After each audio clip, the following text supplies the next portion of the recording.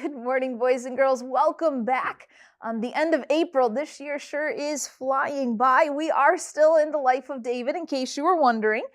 We left off with David on the run, and we had mentioned last week that David had a counselor named Ahithophel who had gone in with Absalom. So he has turned against David and he is with Absalom. So where we pick up, we're talking about Ahithophel giving advice to Absalom as to what he should do. We're in chapter 17 of 2 Samuel, and we'll start in verse 1. Moreover, Ahithophel said unto Absalom, Let me now choose out 12,000 men, and I will arise and pursue after David this night. And I will come upon him while he is weary and weak-handed, and will make him afraid, and all the people that are with him shall flee, and I will smite the king only. And I will bring back all the people unto thee. The man whom thou seekest is as if all return. So all the people shall be in peace. He says, okay, I've got it. This is the plan, Absalom. I'm going to take, so this is Ahithophel. He says, I'll take 12,000 men. I'll chase after David. They're weak. They're tired. They've been fleeing. I will scare them all away, and I'll only kill David. And then there will be peace in the land. So this was his plan. Well, a little bit of a backstory. I had mentioned last week that there was more than one counselor, that David had. One of his other counselors was Hushai. Hushai had wanted to go with David, and David had said, no. I know Ahithophel went with Absalom, and Ahithophel's very smart, very wise. I need you to go, in a sense, basically say the opposite or counteract. Whatever Ahithophel says, Hushai, you need to say the opposite. And then they kind of worked up a little plan where he was going to go and he was going to tell the priests, and they had kind of this messenger system worked out. So that gives you a little bit of background as we head into this story. So Ahithophel has said, I'm going to take the men, I'm going to go after David. Well, Hushai hears this. He's like, oh man, I got to come up with a plan. I got to come up with something because King David can't be killed. And so Hushai's thinking and he's trying to make this plan. So verse number 4 of chapter 17, and the saying pleased Absalom well and all the elders of Israel. When they hear Ahithophel's plan, they're like, yeah, let's follow what Ahithophel says. Well, Absalom's like, well, let me ask Hushai first. Okay, let me check in with Hushai and see what Hushai gives for counsel. Verse 7, and Hushai said unto Absalom, the counsel that Ahithophel hath given is not good at this time. So he counters it from the very beginning. It's like, no, now is not the time for this. For said Hushai, thou knowest thy father and his men, that they be mighty men, and they be chafed in their minds, as a bear robbed of her whelps in the field. And thy father, and thy father is a man of war, and will not lodge with the people. He's like, oh, no, this is a bad idea. And he starts to give all the reasons why this would be a bad idea.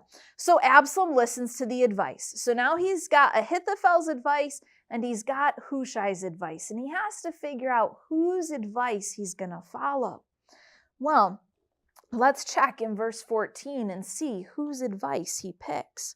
And Absalom and all the men of Israel said, the counsel of Hushai the Archite is better than the counsel of Ahithophel. For the Lord had appointed to defeat the good counsel of Ahithophel, to the intent that the Lord might bring evil upon Absalom. Wow. Who's in control, boys and girls? That's right, Peter, the Lord's in control. That verse tells us right there, as soon as it tells us that he's going to take Hushai's advice, it says, because the Lord had planned it. The Lord had planned for Absalom to follow Hushai's advice so that he could protect David and bring destruction to Absalom, who deserved the destruction, boys and girls. Remember we talked about vengeance in the last lesson with David and Shimei? Well, vengeance, God is gonna get Absalom, but not yet. That's going to be next week. So you better listen in next week to find out what happens with Absalom. But we're not done yet today. Don't worry. So he listens to Hushai's advice, and he's not going to go out that night after David. Well, they had worked up that plan that Hushai would go and tell the priests what was taking place. So we're going to look at verse 18. It says, nevertheless, hold on, rewind. Got to fit in a little bit more information before I read you this verse. Hushai does go to the priest, and he's talking to the priest, and he's giving them the plan. Now, verse 18, nevertheless, a lad saw them and told Absalom, but they went both of them away quickly and came to a man's house in Bahurim, which had a well in his court, whither they went down. So while Hushai is going, he's telling the message to the priest, and then the priest is going to send his 2 sons. A boy sees them. He sees them and he runs back. He tells Absalom, hey, this plan is getting relayed to David. You've got to do something about this.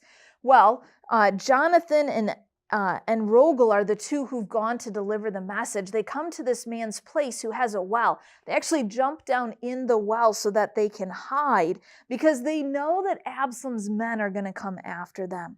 Well, the woman of the house hides them in the well. She actually covers the well up and then puts some grain over the top of some corn over the top. Verse 19, that's right, Peter, sounds yummy, doesn't it? And the woman took and spread a covering over the well's mouth and spread ground corn thereon, and the thing was not known. Verse 20, and when Absalom's servants came to the woman of the house, they said, where is Ahimaaz and Jonathan? And the woman said unto them, they be gone over the brook of water. And when they had sought and could not find them, they returned to Jerusalem. So God is still protecting David. He's still protecting the plan that they had. They hid in that well. They covered it up, made it not look like a well, and then the men went away. They didn't find them. Well, they take the message, they give it to David, and David heeds their advice. Verse 22, then David arose and all the people that were with him, and they passed over Jordan by the morning light. There lacked not one of them that was not gone over Jordan. So God protected. God provides for his people. In verses 27 to 29, we find that someone brings them food and beds and places to stay. So God not only is protecting David, but he's also providing for David at this time with the things that he needs while he's on the run. In the beginning of chapter 18, we're going to cover just a few more verses, boys and girls. The beginning of chapter 18 says, and David numbered the people that were with him and set captains of thousands and captains of hundreds over them. And David sent forth a third part of the people under the hand of Joab, and a third part under the hand of Abishai, the son of Zeruiah, Joab's brother, and a third part under the hand of Ittai, the Gittite. And the king said unto the people, I will surely go with you myself also. So David's preparing to fight. He got the plan. He found out what Absalom's doing through Hushai's advice, and he gets the plan. He finds out, and he divides his men into 3 groups. He's like, all right, you're going to go this way, you're going to go this way, you're going to go this way, and I'm going to come too. 3 groups, right?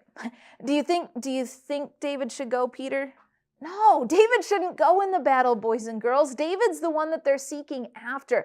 And the people are like, no, David, no, don't go with us.